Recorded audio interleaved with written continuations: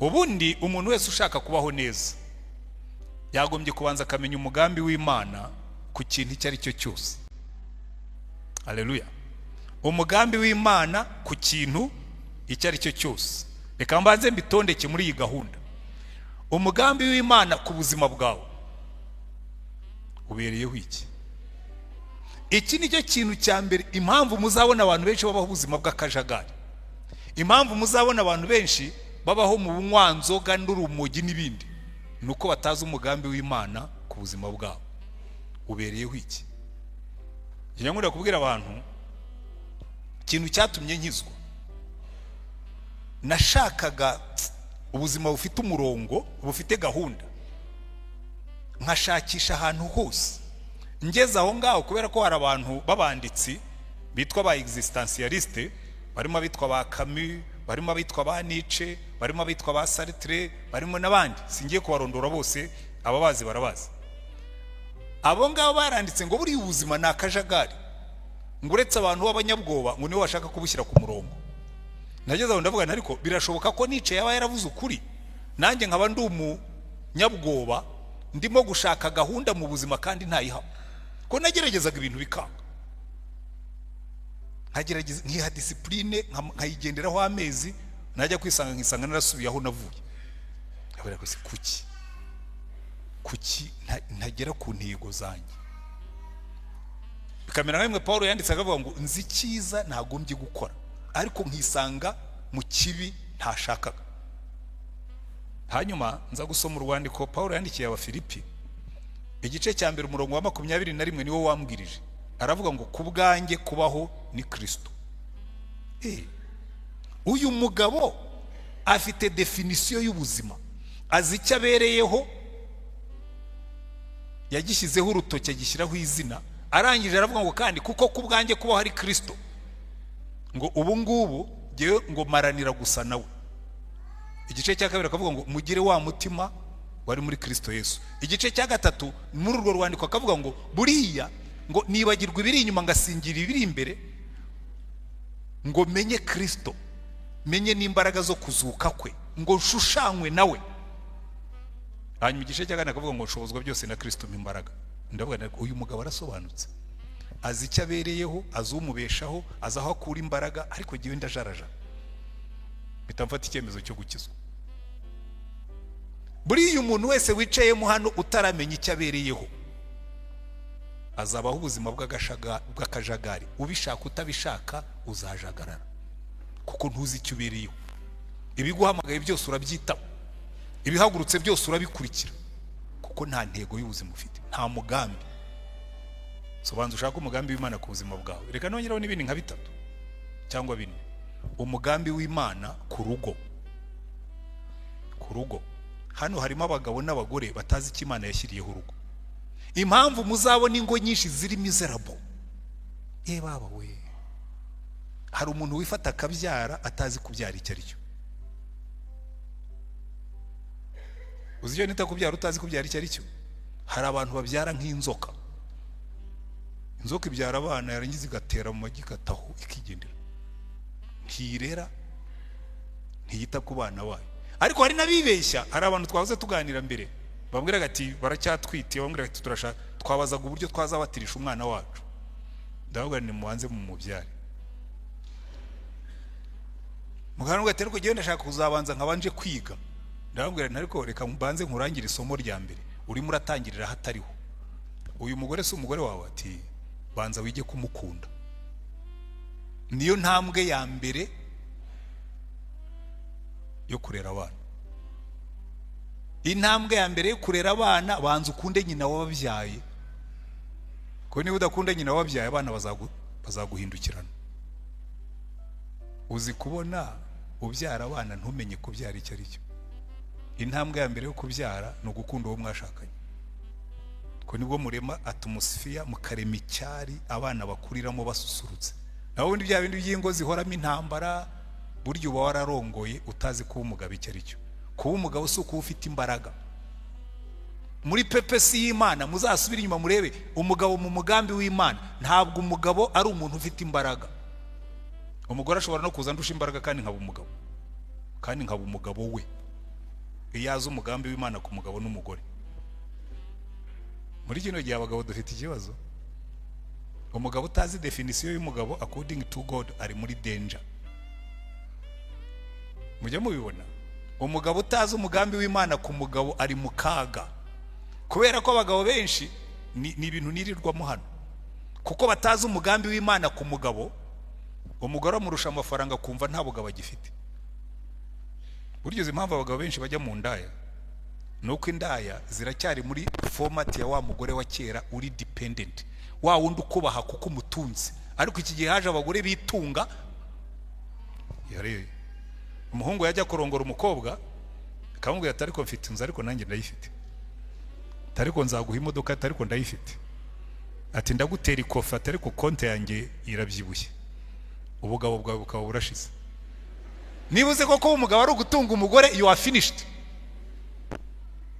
Menya umugambi w'Imana ku mugabo. Bivuga iki kuba umugabo mu mugambi w'Imana? Bivuga iki kuba umugore mu mugambi w'Imana? Bivuga kuba iki umukristo mu mugambi w'Imana no kuba umunyarwanda mu mugambi w'Imana? Reka mbigaruke ko turimo turibuka jenoside yakorewe Abatutsi. Umuzungu umwe yigeze kumbaza arambwira ariko byashobotse bite ko iwanyu haba jenoside 90% by'abantu bavuga ko ari abakristo? Ndabwira ntabwo bari bazi icyo bivuga kuba umuturage w'igihugu mu mugambi w'Imana. Umuntu aricara akaba president, akagira na archevêque umuha penitensia, bagategura jenoside bareba, afatanije n'abandi basenga, n'abanyamadini bakajyamo bagashyigikira, n'abakristo bakajyamo bagashyigikira, bakabwira ati fata umuhoro uteme muvandimwe wa umuturanyi wawe gatemo. Uwo ntazi umugambi w'Imana, ntazi icyo bivuga kuba umuturage muri Yesu. Amen. Buri kintu cyose uzabona, nta kintu Imana igikora kidafite purpose, kidafite umugambi. Iyo rero watangiye kujya mu murongo w'umugambi w'Imana kuri identite zawe zose, buri muntu wese agira identite nyinshi zitaraka agapapuro, ariko rero nakare agapapuro dutwaye mu mufuka karanazikwereka. Barakubaza ngo uri mwene nde, bagashyiramo buri ugashyize mu mashini gasoma bakubwira ngo uyu muntu yitwa Rutayisire Antoine, ni mwene Karasira na Batayisa, yavutse muri 58, yavukiye Intete. Byose birimo, nubwo kari ari gatoya ariko byose buryo muri karya kantu k'umukara birimo. Afite abana yabyaye bamwanitseho 4, atuye mu Rukiri. Donc izi identite zose siko bimeze, zose Imana zifiteho umugambi. Hari uburyo ngomba kuba umwana w'ababyeyi bambyaye, hari uburyo ngomba kuba umugabo w'umugore nashatse, hari uburyo ngomba kuba umubyeyi w'abana nabyaye, hari uburyo ngomba kuba umuturage w'umunyarwanda, hari uburyo ngomba kuba pastori wa paruwase, hari uburyo ngomba kuba pastori mu itorero. Ibyo byose Imana yavuze uko bigenda muri gahunda yayo. N'urupfu rwa Yesu rero no kuzuka kwe biri muri gahunda y'Imana. Nta accident zibaho muri gahunda y'Imana, nta gutungurwa kubaho muri gahunda y'Imana. Haleluya. Uri umve yafashirwa ajya mpepera, aba ariko mubigenza. Amen. Icyambere umugambi Imana yari ifite ku muntu, reka mbanze nkubabwire ikintu cyitwa kingdom plan. Ubundi Imana ire mu muntu ikamushyira muri Edeni, yamuremye mu ishusho yayo, kuko yashakaga ko ku isi haba koloni y'Imana, haba abantu b'Imana, isi gasa n'ijuru. Ubundi burya birikora, mujya mubibona. Uzagende uhagarare nk'ahantu ku mugezi cyangwa ku ruzi, nta muhengero urimo, cyangwa uzafata ibase uyitereke mu gikari, nureba mu ibase uzabona ijuru riri mu ibase. Mujya mubibona. Ubundi niko byagombaga kugenda. Buri icyatumye Imana irema umuntu ikamushyira ku isi ikamurema mu ishusho yayo, kwari kugira ngo ubwami bw'Imana buze hano. Noneho niyo mpamvu burya Yesu yigisha abigishwa be gusenga, yarabwiye ngo nimusenga mujye muvuga ngo Data wa twese uri mu ijuru, izina ryawe ryubahwe, ubwami bwawe buze, ibyo ushaka bikorwe mu isi nkuko bikorwa mu ijuru. Uwo niwo mugambi w'Imana mukurema isi. Haleluya.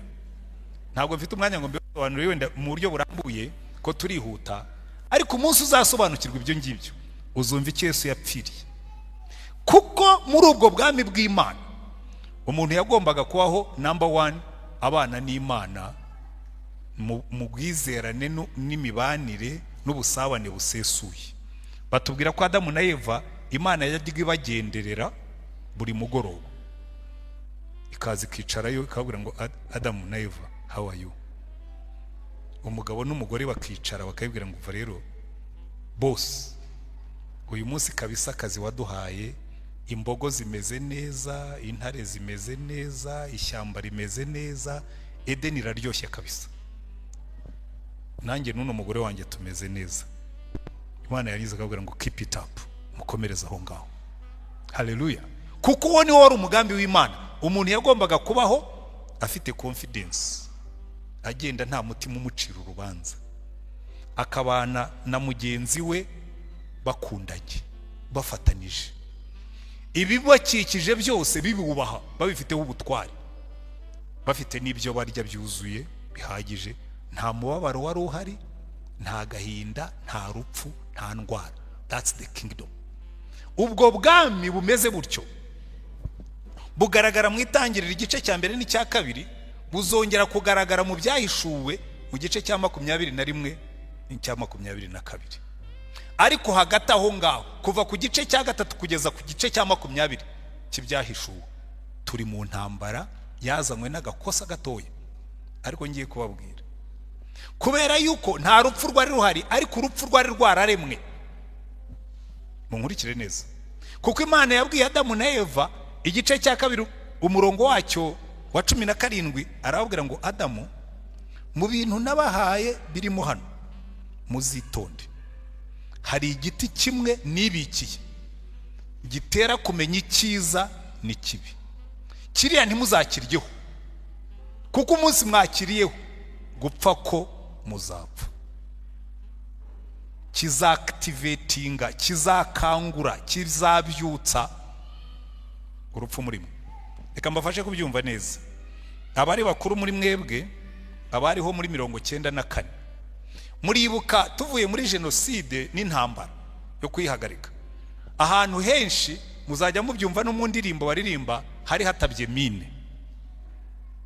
Noneho umuntu wabonaga mine yashyiragaho akadarapo k'umutuku, akajya kubwira inzego z'umutekano ati hariya hari ikintu cy'icyuma twabonye gishobora kuba ari mine. Ako kadarapo k'umutuku karavuga ngo muntu wese uri bunyure hano wirinde ntukandagira aha hantu hatabye mine. Amen. N'Imana yari yabwiye Adamu na Eva ngo kiriya giti ntimuzakirye, imbuto zacyo ziri mu rupfu, nimuzirye bizahagurutsa urupfu, bizaactivatinga urupfu. Adamu na Eva kubera ko ntibari bazi gupfa icyo ari cyo, arabatera icyo kintu bita urupfu ni iki, bakumva ntacyo bitwaye. Ariko burya muzitegereze n'uno munsi niko abantu bameze. Umuntu baramubwira ati sida ntigira umuti, ntigira n'urukingo, ukamubona ari hano hirya arimo gusambana, nta n'agakingirizo ashyizeho, uretse ko niyo wagashyiraho. Ariko burya uzi ko abantu genda batangarira cyane, abantu bumva bagomba gukora urupfu mu kanwa. Niyo wambwira ngo ni nambara agakingirizo ntabwo urupfu ruri bunzeho. Muzabaze n'abakoresha agakingirizo birinda gusama. Doctor barakubwira ngo chance zo kuba wasama ni nkeya, hasigaramo marije wenda ya 5%. Ndimo ndabeshya? Jewe rero umbwiye ngo aya mazi ugiye kunywa, nigeze kubona umuntu atonyangirizamo akantu, sinzi akariko, ariko yatonyangirijemo. Iyo possibility yuko ko yatonyangirijemo gashobora kuba ari uburozi, ituma ayo mazi ntayanywa. Ndabeshya? Ariko umuntu baramubwiye ngo niyo ukoresheje kapote wirinda gusama, chance z'uko ushobora gusama ziracyahari, wenda muri marije ya 5%. Ni ntoya cyane ariko irahari. Icyo cyonyine kirahagije ngo ne kuyikoresha. Kumavuga none si yo 5% yaba ari iri bumfate. Ariko abantu barabikora. ariko reka mbaho urundi rugero kugira ngo mbereke ukuntu abantu bajya bakora ubuswa. Hari umuntu w'inshuti yanjye nabwirije ubutumwa biciye kuri YouTube, arakizwa ariko anywa itabi. Mpora mubwira ntari kwira itabi warireka kuki unywa urupfu. Noneho aza guta mu modoka yanjye ipaki y'itabi ryitwa Marlboro. Ku ipaki ya Marlboro hashushanyijeho coffin, isanduka, harimo n'umuntu, handitseho ngo iri tabi ritera gupfa. Kandi iyo paki yayitaye mu modoka yanjye kuko ararimo. Kuki ushobora gufata ipaki yanditseho ngo iki kintu urimo kunywa kirimo urupfu ugakomeza ukarimo? Abanywi bitabi mwicayemo hano, halo, ndabasuhuje. Abasambanyi mwicayemo hano, halo, ndabatahije. Abo ngabo Imana yabwiye Adamu ngo uru rubuto nururya uzadetonatinga, uzabukandagiye mine, uzabuzanya urupfu. Aragenda arabikora. Ariko muzi ibintu byinshi Imana yagiye ishyiraho ibyapa, ikabwira umugabo ati nurwana n'umugore. Ariko rero nubaha abagabo bakubita abagore.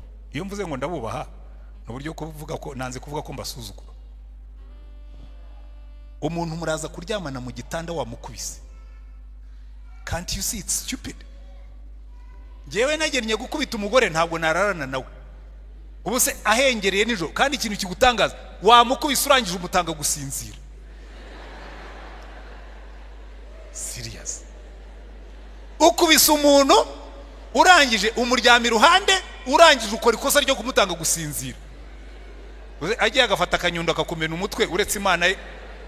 Ariko abagore muri beza, Imana ijye ibaha umugisha. Ariko n'abagabo dusigaye turi beza kuko harimo abakubitwa.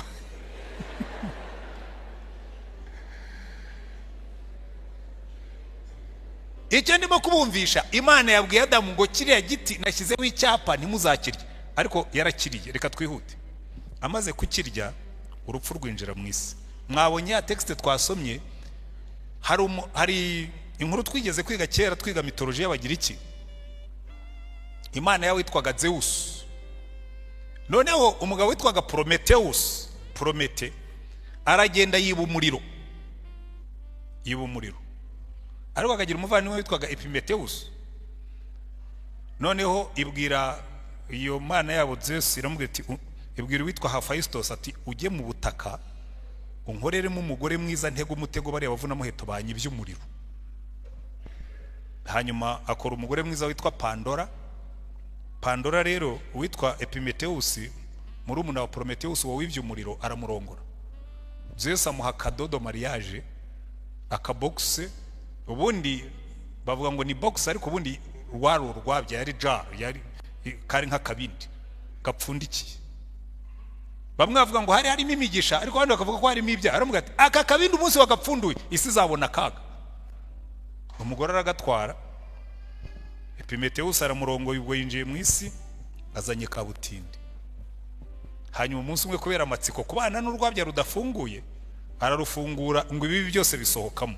N'umunsi Adamu yakoze icyaha, nimwumva uko Imana yamubwiye. Icyambere yamubwiye ngo Adamu ihera ku mugore. Nako yahereye ku nzoka. Irabwira ngo wanzoka we, ubu none ugiye kuzajya urya ibitaka, uzagenda ukururinda, shyize urwango hagati y'umugore nawe, bazajya bakumena umutwe ariko nawe uzajya ubaruma. Ariko mu rubyaro rw'uyu mugore hazavamo uzakumena umutwe burundu. Arangije abwira umugore ngo rero madamu, kuva wiyemeje ugasoroma urubuto nabo bujije, waactivatinze, wahaye ubuzima urupfu. Icyambere uzajya ubyara ubabara, uzabyara abana ubabara, kuko ikibi nta nubwo ari n'igihano kindi. Imana yabwiye ngo icyo nari nababujije kurya ku kibi, none kiriya kibi ingaruka yacyo uzajya ubyara ubabara. Niba ngombwa bazagukorera cesarienne rimwe na rimwe no gupfa uzapfa. Icya kabiri, mu bibi wapfunguye muri ruriya rubuto umunsi mwaruryaga bikabinjira mu maraso, kwifuza kwawe kuzaherera ku mugabo, nawe azajya gutegeka, azagutwara. Ubundi mwitangirira umugabo n'umugore baruzuzanyaga, ntabwo yari umutware we. Biriya ntibazababeshye. Adamu yayoboraga Edeni ariko azi icyo ashinzwe, na Eva azi icyo ashinzwe, bakuzuzanya. Ariko supremacy, ubutware, gukandamiza umugore, byaje umunsi bakora icyaha. Byari bifungiye muri rwa rubuto rw'ikibi n'ikiza. Icya gatatu, ibwira umugabo ngo rero wa mugabo nawe, muri ya mibereho myiza mwagiraga, ugiye kujya urya wiyushya kuya. Ubundi barakoraga ariko nta byuya byabagaho, nta stress. Kubyara byari umunezero, no guhinga byari umunezero. It was a joy. Uzarebe ukora akazi ukunda wumva nta stress, wumva unezerewe, n'umusaruro uva mukakunezeza. Imana irababwira ngo muri cya kibi mwasoromye uzajya noneho ukora ufite stress wiyuhakuye. Kandi nubwo uziyuhakuye, ibyo uzakuramo ntibizaguhaza. Ubutaka buzamera amaho n'ibitovu kubera wowe. Kandi nurangiza uzasubira mu butaka gupfa ko uzapfa. Urupfu rwaje. Biriya byose ntabwo byari mu mugambi w'Imana. Noneho ariko Imana ibaha isezerano irababwira ngo kubera ko mbakunda, nzohereza uzabakura muri ubu bubata bwo gupfa. Haleluya, haleluya. Aha rero niho isezerano rya Yesu rizaho. Yababwiye ngo mu rubyaro rw'uyu mugore hazavuka uzamena umutwe w'iriya nzoka, ariko nayo izaba yamurumya agatsinsino. Turaza kubigeraho. Ibintu bine nshaka kubanza kuvuga ku rupfu mbere yo kuruvamo. Buriya Bibiliya itubwira neza ngo ibihembo by'ibyaha ni urupfu, ariko impano y'Imana muri Kristo Yesu ni ukutugarurira ubuzima bw'iteka. Ahandi Paulo yandikira Abakorino arababwira ngo umva, reka mbabwire iby'urupfu. Ngo warupfu we, urubori rwawe ruri hehe? Ngo kuko icyaha nicyo rubori rw'urupfu. Iryinyo ry'urupfu riba mu cyaha. Amen. Hanyuma icyo Yesu yagombaga kuza gukora, ubwo muhise mucyumva, kuko ubundi urupfu hari amahame ane y'urupfu nshaka kubanza kubabwira mbere yuko nijuru ko Yesu yarudukijije. Icya mbere, urupfu rwariho mbere yuko icyaha kibaho, ariko ntirwari active, ntirwari rufite imbaraga, sibyo? Ibyo twabibonye. Icya kabiri, urupfu ni karinganiza. Niba hari ikintu kibaho kiringaniza abantu bose, Bibiliya iratubwira mu Baheburayo ibice 9:27 ngo abantu bose bahawe gupfa rimwe, bose. Kandi nyuma y'urupfu bakaza urubanza. Amina. Bose bahawe gupfa rimwe, nyuma y'urupfu hakaza urubanza. Ariko Paulo akandika avuga ngo ariko abari muri Kristo Yesu bo hirya y'urupfu nta rubanza bazacirwaho. Haleluya. Ihame rya gatatu ku rupfu, kuko urupfu rwo ruraringaniza abantu bose. Muzabyitegereze namwe muzabibona. Yesu yigeze kwigisha, yavugaga ku mukire n'umukene, kuri Lazaro, ariko utari Lazaro wa wundi musaza wa Mariya na wa Marita, umwe wagiye mu gituza cya Aburahamu. Aravuga ngo nuko umukire arapfa n'iki n'umukene arapfa. Salomo yaranditse mu Mubwiriza igice cya 9, aravuga ngo rega buriya, reka mbasomera ayo magambo kuko yo ndashaka kuyasoma. Mubwiriza mu gice cya 9 kuva ku murongo wa mbere n'uwa kabiri. Mubwiriza igice cya 9 umurongo wa mbere n'uwa kabiri. Salomo abihuza neza, aravuga ngo ibyo byose nabitekereje mu mutima wanjye kugira ngo mbigenzure yuko abakiranutsi n'abanyabwenge bari mu maboko y'Imana, n'imirimo yabo ari urukundo cyangwa urwango, umuntu ntacyo azi muri ibyo byose biri imbere yabo. Byose kuri bose bibageraho kumwe. Amaherezo y'abakiranutsi n'ay'abakiranirwa namwe, ay'umwiza uboneye n'uwanduye, ay'utamba ibitambo n'utabitamba. Uko umwiza amera niko n'umunyabyaha ameze, urahira ameze nk'utinya kurahira. Bose abeza n'ababi, abakuru n'abato, abize n'abatarize, bose barapfa. Iherezo ryabo ni rimwe. Niyo mpamvu muri icyo gitabo cy'umubwiriza mu gice cya 7 baravuga ngo rega ngo umuntu najya mu kiriyo hapfuye umuntu ngo azava yafite umutima ufite ubwenge, ngo kuko azibuka yuko iryo ari ryo herezo ry'abantu bose. Abakire baririnda cyane, ndibuka n'abakomeye baririnda cyane. Ndibuka ku itariki ya 3 z'ukwezi kwa 4 muri 1994 nibwo Pasika yabaye, hari ku cyumweru. Ndacyabyibuka nkaho byabaye ejo. Nige wigishije hano nicyo gihe hano niho ninjiriye, none niho ngiye no gusohokera mu gipastori. Ninjira mu Anglikani, ninjiriye hano i Remera, hanyuma none mba pastori waho. Mpamaze imyaka buriye maze myinshi 33 yose, ko kuva muri 19 narindi hano. Muri 1994 namaze umugoroba wose ndimo gushakisha ijambo nzigishaho, ndaribura pe. Kandi bari no muzi ukuntu byari bimeze icyo gihe. Nza kugera ahantu Imana impa ijambo, numva rimanutse nk'irivuye mu ijuru, ahantu mu Baheburayo ibice 2 Imana ivuga ngo yarapfuye arazuka kugira ngo abature abahoraga mu bubata bwo gutinya urupfu. Aba aricyo nigishaho. Ntabwo rero buri hari ikintu nabonye muri iyi minsi, n'abakomeye bose naboroheje twese turi mu bwoba bw'urupfu. Icyo gihe nari maze iminsi nari manutse tuje muri Bible study, imodoka za zindi ziba ziherekeje perezida za Habyarimana yanyuze hariya, harimo imodoka ntigeze mbona, n'imbunda ntigeze mbona, inini n'intoya, zimwe ziri imbere izindi ziri inyuma. Ubona koko abantu bameze nk'abafite premonition, bafite nk'ikintu kibabwira ngo uyu mugabo tugomba kumurinda. Hanyuma nigishe kuri Pasika ndavuga nero buriya hari ikintu kimwe niyo byagenda biti. Icyo gihe ngira ngo nari mfite ubuswa bwinshi. Ni buriya nubwo bamurinze kuriya, mushobora kumva muri iyi minsi bababwiye ngo tubabajwe no kubamenyesha yuko yapfuye. Reka mbivuge ku cyumweru, kuwa 4 mu gitondo ufunguye radio numva itangazo rimeze nkaho naritanze ku cyumweru. Abantu barawe barambwira ati ugomba kubuzi n'abamwishe kuko wabivuze ku cyumweru apfa kuwa 3 nijoro. Ndababwira n'urugero natangaga mu mbabari. Ariko iyo nshaka kubabwira, Bibiliya yatubwiye ngo abantu bose batinya urupfu, baba mu bubata bwo gutinya urupfu, ariko kugira ngo Imana ibudukuremo yohereje umwana wayo araza aradupfira. Haleluya. Kuko buri ibanga ryo kudatinya urupfu, ibanga ryo kuva mu bubata bw'urupfu no kumenya Yesu. Haleluya. Reka noneho twinjire muri icyo ngicyo ko niryo hame ry'ingenzi ry'uyu munsi, hame ryo kuzuka kwa Yesu. Bibiliya iratubwira ngo urubori rw'ibyaha ni urupfu. Ni iki gikurura urupfu? Ni ibyaha. Reka mbere icyo bikora.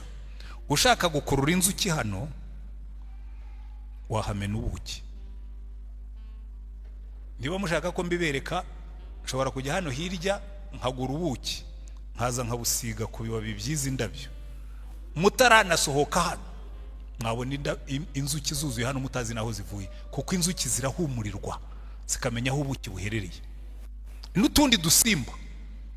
Buriya rero Bibiliya iratubwira ngo urupfu narwo rukururwa naho ibyaha biri. Aho ibyaha biri urupfu ruza rurondaronda rukavuga ngo hari ahantu hari aha, uyu muntu ubwo arimo icyaha arazapfa, uriya nawe arimo icyaha azapfa. Noneho icyo Yesu yakoze, kuko we yavutse nta cyaha afite. Amina. Ndetse aratubwira ngo ubu jyewe urupfu nta butware rumfiteho, kubera ko nta cyaha nakoze. Aha rero twari kugira ingorane, kuko urupfu rwaramurebaga rukabona we ntabwo arukurura, kuko nta cyaha afite.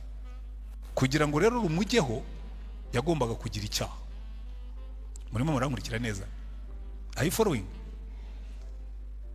Muri Yohana igice cya 10, reka mbere kuri 11, aratubwira ati nige kuzuka n'ubugingo. Ntabwo yavuze ngo nge ntanga kuzuka, ariko oya, ngewe ndukuzuka kandi ndi n'ubugingo. Iyo ninjiye muri wowe, kuzuka kuba kugiyemo. Haleluya. Ufite Yesu muri we afitemo kuzuka. Utamufite afitemo urupfu.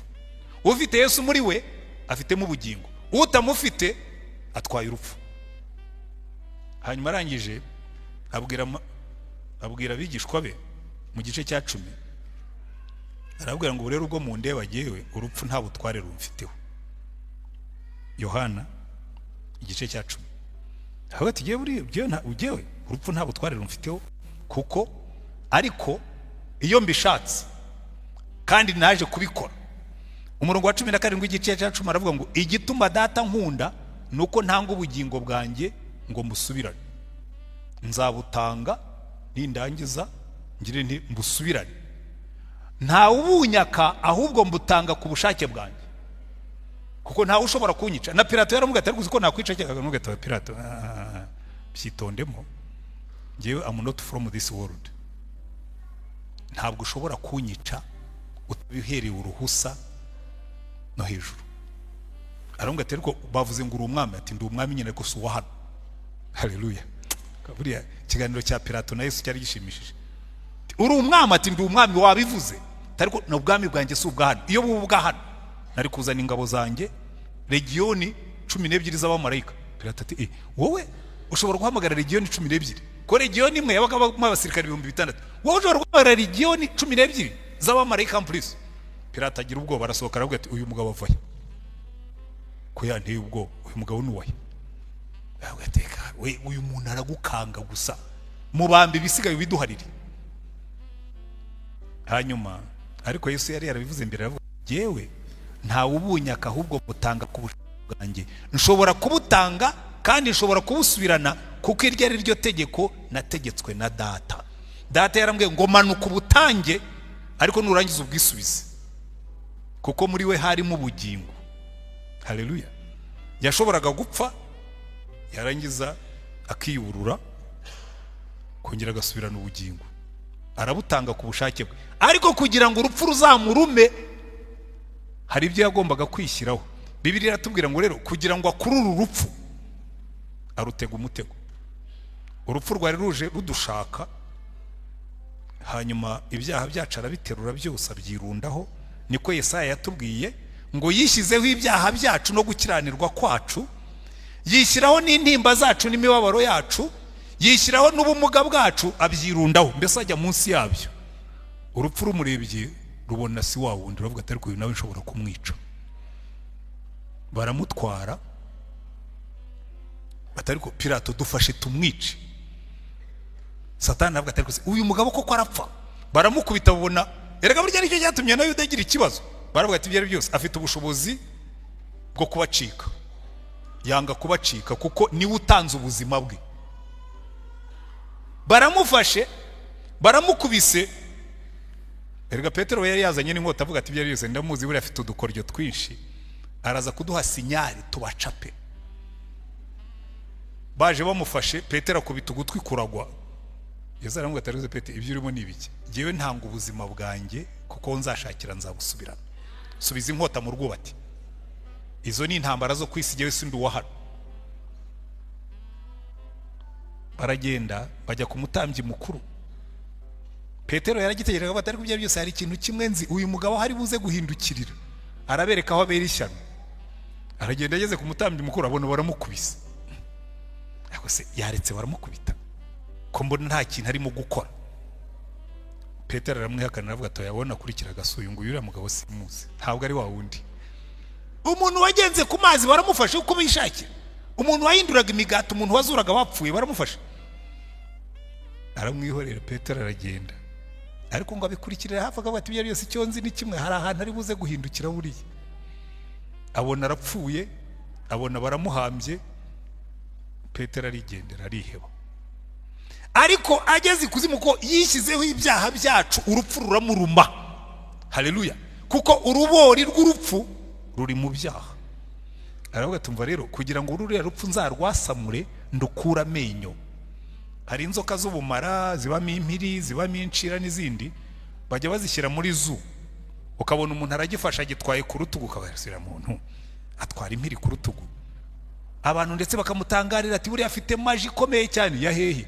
Inzoka barayifashe bayitera urushinge irasinzira, isinziriye amenyo burigira amenyo abiri niyo azana ubumara, fangs, bakazikura. Iyo bamaze kuzikura niyo yakuruma imeze nk'uguciriyeho amacandwe nta kivamo,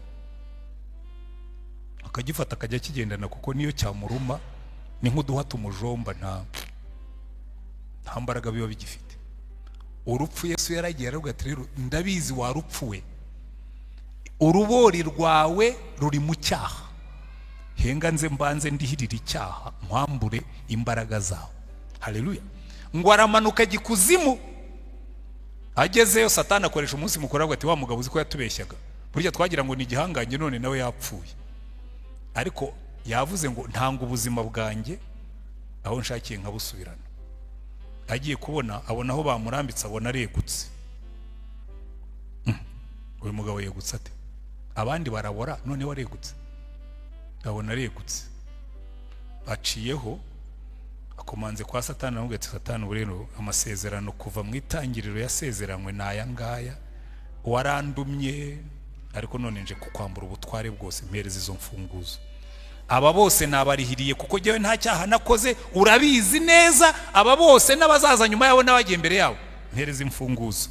Anyuraho ba Mose bari ati muzamuke muye mugiye, ndaza kubasangayo. Niyo mpamvu muri Matayo nimusoma neza aravuga ngo babonye ngo amaze gupfa ngo habaye igishitsi cyinshi, ngo ibituro by'abera birafunguka, ngo babona abera bamwe barimo gutembera mu murwa. Haleluya. Kuko yagezeyo ikuzimu barabimenya, baravuga ngo twakoze ikosa. Uyu mugabo yari yatwihishemo, yishyizeho ibyaha by'abari mu isi, yishyiraho intimba zabo, yishyiraho imibabaro yabo, turamwica tugira ngo arapfuye, naho yagira ngo yinjire iwacu. None yahageze kandi afite ubutware bwose mu ijuru no mu isi. Abwira Satani ati rekura Mose azamuke. Babona Mose yagiye. Rekura n'Aburahamu amukurikire. Babona Aburahamu yagiye. Babona Yosefu yagiye. Babona ba Dawidi bagiye. Babona ba Kalebu bagiye. N'abandi bose ngo abo ngabo bajyaga babona kuza ko bakabibona biri kure, ngo bakabyifuza, ngo bakavuga ngo ariko we waza duha tugatura muri iriya gakondo. Ngo Imana ikavuga ngo ndi Imana yanyu, ngo ntigi isoni zo kwitwa Imana yabo, ngo ko yabiteguriye gakondo. Haleluya. Kandi natwe turimo. Buriya hari ikintu giye kinezeza cyane, rikamenda mbere kuri ibya jenoside yakorewe Abatutsi. Kera buriya hari comparaison nyinshi zikomeye ziba hagati y'iki gihugu n'ibyo tuba twigisha. Twari dufite groupe y'abasore, twari turimo turabavuga butumwa b'abasore b'imigirigiri, abitwa Bahavugimana Isirayeli, nibo bari mukuru muri twebwe. Abitwa ba Simoni, abitwa ba Alphonse, abitwa ba Julienne, abitwa twari benshi. Tukavuga ngo tugiye gusengera iki gihugu tukibwirize kugeza igihe imbaraga z'Imana zizaruta imbaraga za Satani. Muzi ko twagiye gusaba airtime kuri RTLM, ubushaho tuba turi muri kategori mbi. Ariko bari kubyemera ko twebwe twagerageje, twaragiye tujya kugura airtime kuri RTLM ngo tujye tuvugaho ubutumwa. Baratubwira ati mugende mutwandikire, mutubwire umurongo editorial line ibyo mushaka kujya mushyiraho. Turashaka kujya tuvuga ubutumwa bw'amahoro. Baradusubiza ngo uwo murongo n'uwacu ntibijyanye, batwima airtime kandi twendaga kuyigura. Baratwangira, twara abantu bumva tuzasenga tukabwiriza kugeza igihe Abanyarwanda bakundana. Bose barapfuye, hanyuma agenda asigara.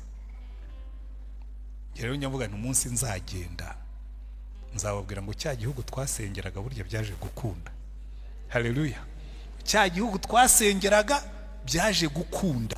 Mbabwire nubwo bikiturushya, nubwo mugifite inzikekwe mu mitima yanyu, murabenshi murazibitse mwana, ariko byaje gukunda. Niburo ubu numva bavuga ururimi rutandukanye n'urwo twavugaga. Nuzakuringaniza akakurenganya azabikora rwihishwa, ntazabikubwirira imbere yawe. Umugabo yaransuzuguye bankuye muri universite, angaraguza gati, bintera kwifuza igihugu gitandukanye n'icyo nari ndimo. Icyo nshimira Imana no munsi nuko umwana w'umunyarwanda azamuke pfiriya sanshiri, akiyigira imibare akayimenya, agatsinda afite amanota menshi, ukabona bamuhaye scholarship agiye kwiga muri Amerika. badakurikiye ngo nuwo kwande. Yewe nabonye scholarship yo kujya kwiga muri Amerika barayimbuza ngo kubera ko nduwo kwande. Nta nubwo bari bazi na data, icyo babonaga ni igipapuro cyane ututse gusa. Icyo nshimira Imana nuko no munsi umwana w'umunyarwanda agenda akikorera ikizamini, waza wifitiye amanota yawe, batufite uburenganzira kuri scholarship bakayiguha. Icyo cyonyine kirahagije ngo nishime rwose. Ningerayo nkabona aba Israeli n'abandi zabwira muzi bya bintu twajyaga dusengera byarabaye. Ibyo mbivuze numva mu maso hajemo amarira, ariko hari ibindi bijye binzanishamo amarira iyo mvuga ngo iyo ntekereza ko umwami wacu azaza. Aya makuba yose, aya makuba y'amareho yimebwa bwami budashira, ibyaremwe byose byishime icyama kaza dati z'umwami wacu umwami Yesu bwazaza, umwami Yesu bwazaza,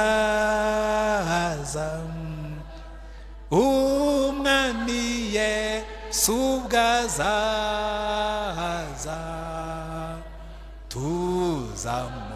tuzamureba tunyurwe.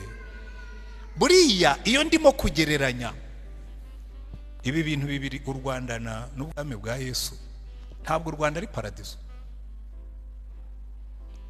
Twaragerageje, twararutunganije, ariko ntabwo ari paradizo. Mujye mubinyemerera. No kuri icyo kibazo cy'amoko ntabwo dutunganye. Ubu wanzanira icyuma, nabibwiye abo twateranyije ubundi, wanzanira icyuma akagishyira hari nk'abapima, ubuhutu bwanyu n'ubututsi bwanyu bwavuga. Kuko nubwo tuvuga ngo twabivuyemo, turacyabifite. Iyo mwicaye iwanyu mwenyine murabivuga, ariko intego dufite nuko bizavuga. Nkuko nubwo Yesu yaducunguye abantu baracyafite ibyaha, ariko intego dufite nuko tuzabivamo, ubwami bw'Imana bukaza. Reka tugumane ibyiringiro kandi dukomeze tugende, kuko Yesu yaraje ajya ikuzimu aramanuka. Reka nsoze abwira ati Satani ati mpereza imfunguzo z'urupfu n'izikuzimu. Muribuka Yohana ari ku kirwa cya Patimo afite ubwoba ko bagiye kumwica kuko yari prison udasohokamo. Yesu aza kumugenderera mu isura ya Yesu wazutse, araza ngo amubonye yikubita hasi, aramubwira ati se mwami kuje kungenderera ukaza mu cyubahiro kirenze, nawe ati nje kukwereka, ndagira ngo nkwibutse ko nijye ufite urufunguzo rw'urupfu n'urw'ikuzimu. Haleluya. Umwami wacu ni ufite urufunguzo, ntihazagira umuntu ugukanga ngo burye nakwica. Byongera utariko ujye witonda, jewe ndashinganye.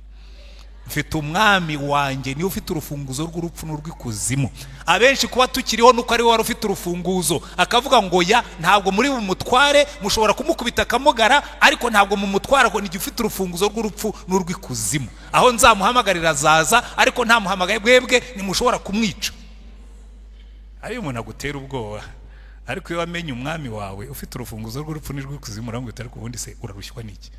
Nuna nanyica bigakunda ni wowe uri bubampamagaye, kandi nunyica bigakunda ndaba ngiye iwacu. So nta gihombo, ntuzantera ubwoba ngo twakwica ukaba unyohereje iwacu. Ibi twarabisobanukiwe. Umwami wacu ni ufite urufunguzo rw'urupfu n'urw'ikuzimu. Amina. Abo bakecuru n'abasaza n'abandi, hari ubwo Satani azavuga ati ubukecuru uzaguhitana ute, ahubwo buratinze. Sinyambabwira data bukegeze kumwe atari kugiye. Naragenda musengera navuga ni Imana rwose uyu mubyeyi wacu mukure mu bitaro, aramubwira ati najyaga ngira ngo urakuze, turacyasenga amasengesho y'abapfapfa. Ati se ubundi Imana iransubiza mu rugo ngo njye gukora iki ko ntacyangikorera, njye kwicara mbe decoration mujye muza mu ndebe nk'abareba indabyo. Ati ubutaha nusenga uzabwira Imana ngo Mana uyu mubyeyi yaragukoreye, muhe imbaraga zo gutaha. Ati nge nkumbuye gakondo yo mu ijuru. Kandi niko byagenze. Burya mujye mupfa nk'abakiranutse, ntuzapfushe inyitsa amenyo nk'imbeba. Oya, ujye wicara ugenda uvuga ngo hafi yo kugera iwacu. Amina. Urupfu ntiruzabatera ubwoba, umwami wacu yarukuye amenyo hanyuma arangije atubwira ati nimugende mumbwirire abantu, niho nsoreje, mugende mubabwire ngo umudendezo warabonetse. Kandi icyo nkundira Yesu amaze kuzuka, reka ndangirize ku rwenya rw'Imana. Hanyuma kuri Imana igira urwenya, mwari mubizi, Imana igitera urwenya. Farawo yafashe icyemezo cyo kurandura Abayisirayeli. Imana iravuga ngo ngiye kukwereka ko ari giye utegeka ijuru n'isi. Ifata Mose uzakura Abayisirayeli muri Egiputa, kuko yagombaga kwiga ubwenge bwose bwo muri Egiputa, akamenya kwandika no gusoma, kuko yagombaga kuzandika ibitabo 5 bya mbere. Aravuga ngo uyu mwana ni mumushyire hariya mu mugezi, ndaza gutegeka umukobwa wa Farawo ajye gukaraba ingona zitaramurya. Aragenda agiye gukaraba, abona kana kararize, Imana igashinga urwara kararira. Kariza hageze kararira, imuteramo inkwara agakunda. Aranabivuga ngo dore akana k'Abaheburayo ba bandi badutegetse ngo tubice. Aragaterura agahagatira. Mushiki we Miriyamu arazaramubwira ati njye kugushakira umuja ukumukurerera. Ati genda. Nyina wa Mose aramwonsa babimuhembera. Ninde wundi wahembewe konsa umwana we? Ariko nabonye mu Rwanda dusigaye tubikora. Burya u Rwanda rusigara igihugu cyiza. Hari abantu babyara bakabongeraho inyunganizi ngo kugira ngo abana bamere neza. None bisigaye byaratumye abakene basigaye bakunda kubyara cyane ngo babone inyunganizi. Bahemberwa konsa abana babo. Ariko Mose bamwonyeje nyina ahembwa na Farawo. Arangije amaze kuba mukuru baramumushyira, amwishyurira school fees, yiga primaire, amwishyurira tuition, yiga university. Kuko Bibiliya bitubwira neza ibyakoze mu mwaka 727 yiga ubwenge bwose bwo muri Egiputa, agira imbaraga mu magambo no mu bikorwa. Yari yarize cyane Mose. Arihirirwa na Farawo wagambiriye kubarimbura kandi uzakura Abayisirayeli muri cya gihu. Iriya Mana yacigira urwenya. None we Yesu agiye gupfa, umva urundi rwenya. Imana iravuga ngo ndashaka yuko abanzi banjye aribo bazaba bahamya ba mbere yuko yazutse. Haleluya. Murebe muri izo Bibiliya zanyu mu gice cya 27 umurongo wa 62 ngo nuko bukeye bwaho ari wo munsi wakurikiraga wo kwitegura, abatambyi bakuru n'abafarisayo bateranira kwa Pilato baramubwira bati mutware, twibutse yuko wa mubeshyi akiri muzima yagize ngo iminsi 3 nishira azazuka. Tegeka barinde igituro cye bakirinde cyane, bazageze ku munsi wa 3 kugira ngo abigishwa be bataza kumwiba bakabwira abantu ngo yazutse, kandi kuyoba kwa nyuma kuzaruta kwa mbere. Pilato aravuga ati ngaba abasirikare, ngaba abarinzi, nimugende murindishe uko mubizi. Ngo nabo baragenda barindisha igituro, baho mu bushishi ku gitare kugira ngo bagiteranye n'umunwa w'igituro, babushyiraho ikimenyetso abarinzi bahari. Barafashe bashyizaho super glue, igitare bagifatanishije nibuye. Aravuga ati umva ko wigenje, umva ko uzasohoka. Bashyiraho abarinzi. Hano iyo bavuze abagaride b'Abaroma, minimum baguhaga kugira ngo urinde imfungwa 16. Muri buka Petero afungiye kwa Herode yararinzwe n'abasirikare 16. Marayika yaraje amucishamo hagati barigendera. Imana igira urwenya. Hano noneho barinzi intumbi ngo itaza kubacika. Wabonye intumbi icika? Abashyizeho abasirikare barenze 16 bararinda. Yesu arabihorera bararinda. Amaze kurangiza akazi kamuzanye anyuraho arigendera, igituro gisigaramo ubusa. Marayika araza ngo amanutse, abasirikare bagira ubwoba, baravuga ati ariko nimuhumure, nje kubereka. Ngo ashyiraho urutoki yegura igitare, agikubise hasi. Ntabwo Yesu yasohotse mu yari yagiye kare. Abasirikare birabacanga bati wa mugabo yaducitse. Ariko no kwa Satani niko byari byagenze. Satani yagiye kubona Yesu ahagaze aramubwira ati rupfu, uyu yagucitse hehe? Kuzimu yagucitse ati? Ati uyu mugabo natwe yatuyoboye, yaje yitwikiriye ibyaha tugira ngo numwe mu bapfa, none twasanze ari muzima. Uzi ko yaje hano ari muzima, ibyaha byamaze kumuvaho, tubona arahagurutse ari muzima. Ibyaha arabidusigiye, abisize mu mva, twabonye yegutse tugira ngo niwe wamuhamagaye umuhuruza, kandi twabonye atwaye imfunguzo. None se ko ari we wari uzitunze, yari gukingurira Mose tukamuza, twe dufite ubushobozi. Wari ufite imfunguzo wazimuhaye ute?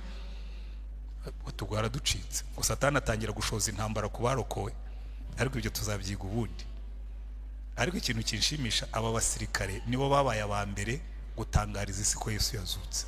Baragenda babwira abatambyi bakuru bati wa mugabo ibyo yababwiraga ni ukuri, he is gone, yazutse. Haleluya. Abatambyi bakuru bavuga ati ibyo byose twanze no gushyiraho abasirikare bacu barinda urusengero kuko atari aba professioneri, duhabwa aba Republican Guard. Buriya mu basirikare bari serious mu bijyanye no kurinda, ntuzabakinisha. Pilato yabahaye bamwe mu barinzi be ba Republican Guard, professional, bararinda. Kandi mu Baroma iyi mfungwa yagucikaga cyari igihano cy'urupfu. Mwibuke babandi bari barinze kwa Petero, kwa Pilato ngo nako kwa Herode, bahise babica. Ariko abangaba batambye rukura ariko abangaba barashinganye. Kiriya kinyoma twakwirakwije mwebwe mwigendere, ariko mudufashe mujye bumvuga ko baje bakaba abantu b'abaturage bakwiba bataba professional soldiers barinze umuntu. Kukuraho igitare byari bikomeye, abasirikare bari benshi, baragenda baravuga ati yagiye, yazutse. Amina. Hanyuma barangije ngo babihera amafaranga, burya Yesu aradukiza. Nabari abasirikare bavuga ati wajya arinda umuntu nkuriye, baduteye kashi kandi ntacyo biri budutware kuko batubwiye ko bazabwira Pilato bakadukavaringa, kandi baduteye baduhaye ku ikofi. Imana igira urwenya. Ruriya rwo rwari rurenze. Abantu ba mbere bahamije ko Yesu yazutse ni abasirikare b'Abaroma, kuko ngo yahuye n'abagore bari baje kumusiga imibavu, ariko nabo bari abapfapfa. Uje gusiga imibavu umuntu wapfuye, urasigaho imibavu ngo bimara iki? Ibyo tuzabyiga ubundi. Hanyuma ngo aravuga ati nimugende mubwire bene data yuko nazutse. Iyo niyo mission. Mugende mubwire bene data, namwe mwicayemo hano ndababwiye ngo nimuze duhaguruke tubwire bene data ngo he is risen, ngo yarazutse. Kandi yazutse kugira ngo tugaruke mu mugambi w'Imana, yazutse kugira ngo adukize ibyaha, yazutse kugira ngo adukure mu ntimba n'imibabaro, yazutse kugira ngo bya bindi byose byamwishe bituveho, tugaruke mu murongo w'ubwami bw'Imana. Imana ibahe umugisha. Dusenge Imana. Ariko niba wicayemo hano ukiba mu bwoba, niba wicayemo hano ukiba mu byaha, niba wicayemo hano ukiri mu ntimba n'agahinda, uyu niwo munsi wo kumenya ko Yesu yabyishyizeho kugira ngo akuruhure, aguhe ubugingo buhoraho kandi aguhe ibyiringiro. Niba wumvise umwuka w'Imana avugana nawe ngo I need that Jesus, nkeneye uriya Yesu, agahindura n'ibyanjye nabyo akabihindura bishya, uzamura ikiganza umubwire ngo mwami Yesu, Mukiza numvise ijwi ryawe ry'imbabazi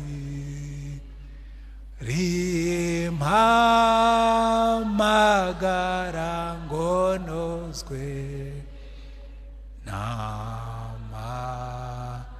n'amaraso yawe, nditabye Yesu, ndaje Mukiza, amaraso wavuye hanyozano. Zamura ikiganza aho uri dufatanye gusenga. Niba wumvise umwuka w'Imana avugana nawe ngo uyu niwo munsi wawe wo kuzuka ukava mu byaha, uyu ni munsi wawe kuva munsi y'ubwihebe, kuko Yesu yagiye mu mva kugira ngo atuzamure twese, atuzahure, adukure mu bwoba, adushyire mu byiringiro. Imana ibahe umugisha. Dusenga Imana. Turagushimye mwami wacu Yesu Kristo, urebe ibiganza bizamutse imbere yawe byose birakubwira ngo mwami Yesu, umpembura, unkomeze, unyambike imbaraga, ibinkangisha byose, ibinkanga, ibintera ubwoba, ibintinyisha ubinkureho, kandi imbaraga zawe zimanukire kuri iri teraniro mwami, kugira ngo dusubize mu murongo w'ubwami bwawe. Izina ryawe rishyirwe hejuru kuri iri teraniro ryose. Twejeshe amaraso yawe twese uko tungana, kandi imbaraga z'umwuka zikorere mu mitima yacu. Icyubahiro cyawe kiboneke, ubwiza bwawe butubeho, mu izina ryawe mwami wacu Yesu Kristo. Amen. Amen. Imana ibahe umugisha.